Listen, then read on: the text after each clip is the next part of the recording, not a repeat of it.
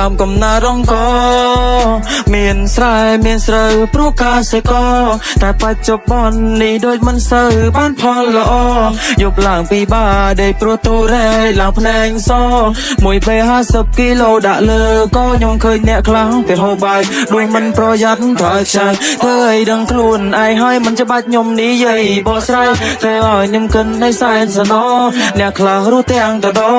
ដោយសារតែអត់អង្គគ្មានបាយហូបក៏ព្រោះតែក្រខ្ញុំជាកវីស្រុកស្រែចេញមកខ្ញុំស្ដាប់ពាក្យម៉ែកូនគុំធ្វើដូចមានតែឯងត្រូវចាំថាមានខ្សែដែលជន់ជាប់នៅខ្លៃទៅវាអាចហោះបានយូរអង្វែងធ្វើស្រែមិនស្រួលចង់បានស្រូវវាពិបាកពេលព្រឹកទៅព្យួរដូចពេលថ្ងៃរយស្អាតរសៀលទៅព្រោះស្អែកឡើងត្រូវមកចាំចាប់ហាថ្ងៃហាក្រៅចូលឡើងខ្វាយដូចថ្មព្រមក៏គឺសំខាន់ដល់រការគ្រប់សម័យបើសិនមិនមានពេលសង្គ្រាមបានទេឆៃតែកសិករក៏មិនសូវបានកម្រៃចង់ឲ្យស្រូវឡើងតម្លៃដូចកាល2008ខ្ញុំចេះតែគិតហើយនឹងគិតដល់ពេលដៃលើធ្វើសឹងសំខាន់គឺស្បៀងមិនឲ្យខ្វះមួយចំណិតដូចជាធ្វើស្រែនឹងទឹកសុំនៅគ្នាភ្ញាក់រលឹក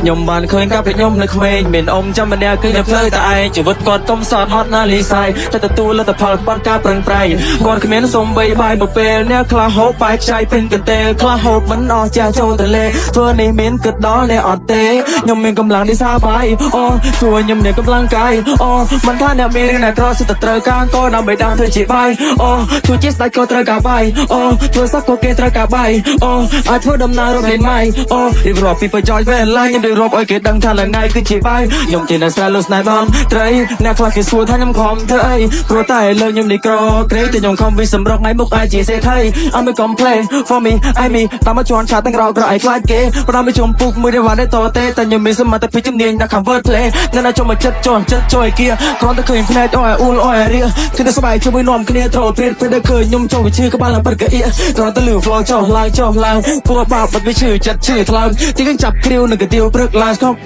អូជាតែអត់ឃើញសាយនេះយើងដូចអួតប៉ុន្តែខ្ញុំអួតមែនទៅវិញខ្ញុំស្រែប៉ុន្តែខ្ញុំរ៉េបអែមមាត់រៀងខលរអល់ដូចជាប្រេងមុខរៀងឌឺជាឯកអ្នកព្រៃវែងសងព្រេងនឹងភ្លេងនៅស្ទើកុំចង់មកប្រជែងរៀបរាប់ដូចឆ្ងាយបន្តិចមែនតោះមកវិញដើមកំណើរងកមានស្រែមានស្រូវព្រោះការសេកតែបច្ចុប្បន្ននេះដូចមិនសូវបានផលល្អយប់ឡើងពីបាដេកព្រោះទូរ៉ែឡើងភ្នែកសមួយពេល50គីឡូដាក់លើក